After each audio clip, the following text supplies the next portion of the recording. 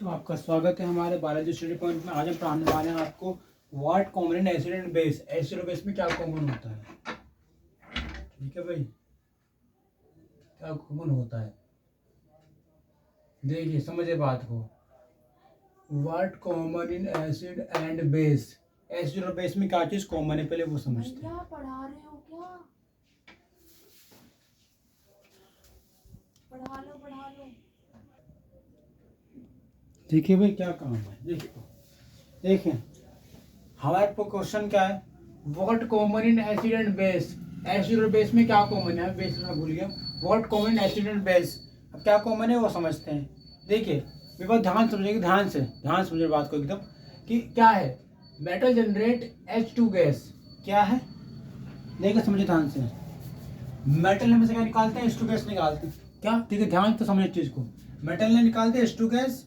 अब इस केस में क्या होता है कि अल्कोहल और ग्लूकोज कभी क्या होते हैं, कभी कंडक्ट नहीं कर पाते इलेक्ट्रिसिटी को।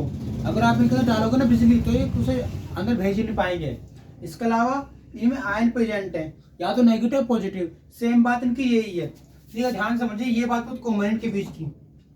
हर एसिड हो या बेस हो उसके पास एक आयन है। आयन क्या करता है, चार्ज को ले जाने का काम कर रहा है। चार्ज को ले जा रहा है आयन चार्ज लेने का काम कर रहा है। जहां आयनों का वहां क्या होगा, आयन क्या करके चार्ज ले जाएगा यहाँ से वहां से यहाँ। ठीक है, ट्रांसपोर्टेशन कार्य का काम करेगा। तो वे समझ लेते हैं। तो कॉमन प्रॉपर्टी का एसिड और बेस की पहला, कि जो हमारे एसिड है वो मेनली का मेटल है। मेटल होने से क्या बेनिफिट है कि वो H2 गैस उत्पन्न करते हैं, H2 गैस निकालते हैं। H2 गैस निकलती है।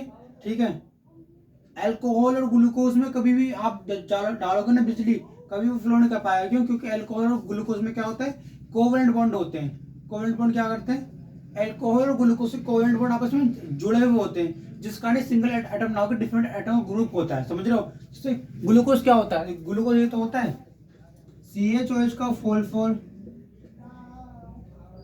CH2OH और CH2OH। कहीं यहाँ देखो कितना कोवेलेंट बॉन्ड है। देखो ध्यान से, कार्बन हाइड्रोजन बॉन्ड बना पड़ा है, यहाँ बॉन्ड है, यहाँ बॉन्ड है। देखो ग्लूकोज का फॉर्मूला जो हमारा CHO4 CH2OH होता है, वहां भी क्या बॉन्डिंग है भाई साहब। अगर बॉन्डिंग को तो मतलब क्या है कि जहां पर भी आपकी बॉन्डिंग हो रही है वहां क्या है, कंडक्ट हो पा रही बिजली। क्यों? क्योंकि बिजली को क्या चाहिए, रास्ता चाहिए। अब कोवेलेंट बॉन्ड में क्या हो रहा है, बॉन्ड आपस में कनेक्टेड है तो रास्ता मिल नहीं पा रहा। और हर एसिड और बेस के पास क्या है, आयन है। और आयन है तो क्या है, वो टूट सकता है। जैसे एसिटिक एसिड है, आप इसे तोड़ सकते हो और क्या बना सकते हो उससे, CH3 प्लस और COOH माइनस। ठीक है, हर इसकी प्रॉपर्टी होती है कि आयन देता है। आयन कैसे देता है, मैं तोड़ दूं एसिटिक एसिड को तो स्ट्रॉन्ग एसिड है। अब देखिए एसिड भी कहता है स्ट्रॉन्ग भी और वीक भी। ये हमारा एसिड स्ट्रॉन्ग है, एसिटिक एसिड, सल्फ्यूरिक एसिड भी स्ट्रॉन्ग है। बट अगर हम कंपेयर करें इन दोनों के बीच, तो जो मोर स्ट्रॉन्गली एसिड होता है वो कौन सा होता है, सल्फ्यूरिक एसिड, फिर एसिटिक एसिड। क्योंकि सल्फ्यूरिक एसिड क्या करता है, बहुत जल्दी वाटर को ऑब्जर्व कर पाता है, जिस कारण मोस्ट रिएक्टिव एसिड होता है। एसिटिक एसिड के बाद आता है। समझ लो ये पूरी श्रृंखला है कि हर एसिड के पास प्रॉपर्टी है ये वाली। तो यही प्रॉपर्टी है, गैस निकाल दो H2। अल्कोहल और ग्लूकोज में आप बिजली डालोगे तो क्या होगा, उसमें कोवेलेंट बॉन्ड बनने के कारण कोवेलेंट बॉन्ड रोकेंगे उस चीज को। इसके अलावा एसिड और बेस में आयन होते हैं, और आयन को तोड़ने में हमें क्या मिलती है, एनर्जी मिलती है। इस समय क्या मिलेगी, एनर्जी मिलेगी। इस समय क्या मिलेगी, एनर्जी मिलेगी। आयन क्या कर रहे हैं, आयन चार्ज को ले जाने का काम कर रहे हैं, कैथोड पे एनोड पे। समझे, आयन का फंक्शन क्या होता है, चार्ज को ले जाना। ये चीज है इसके अंदर। ठीक है,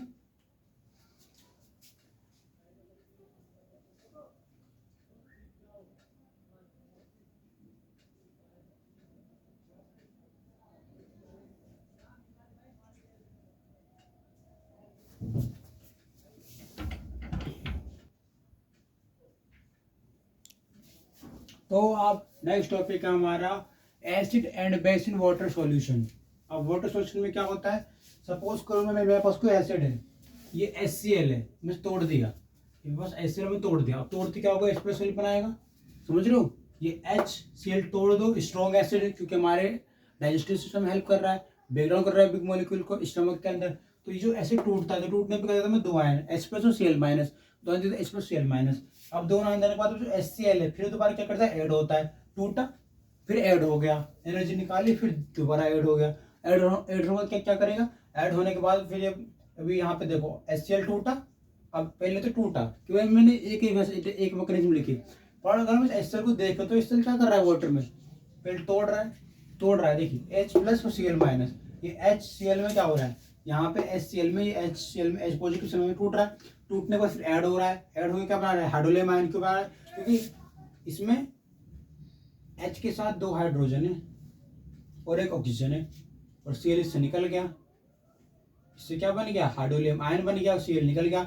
निकलने के बाद क्या होता है, जो हाइड्रोलियम आयन है अनस्टेबल होता है, क्योंकि ये H3O है ना, ये अब जो अनस्टेबल आयन है क्या करता है, जो अनस्टेबल आयन यहाँ पे बना है, ये अनस्टेबल आयन क्या करता है, ये अनस्टेबल आयन फिर अपोजिट रिएक्शन करता है, कैसे, ये अपोजिट रिएक्शन ऐसे करता है कि फिर दोबारा H प्लस H2 क्या होता है, अरेंज होता है। तो मतलब इसमें हो क्या रहा है, एसिड और बेस को वाटर मिलाने पे क्या होता है, एक एसिड ले लो HCl, उसे वाटर में मिला दो, वाटर में मिलाते क्या होगा, सबसे पहले टूटेगा, टूटने के बाद क्या होगा, फिर टूटने के बाद अब वाटर मिलाए, वाटर ने तोड़ दिया उसे, एनर्जी को कुछ एनर्जी उससे बाहर निकाली, फिर वो वाटर में फिर ऐड हो गया, ऐड होने के बाद वाटर से मिल गया, वाटर से मिलने के बाद उसने क्या बनाया, अनस्टेबल आयन।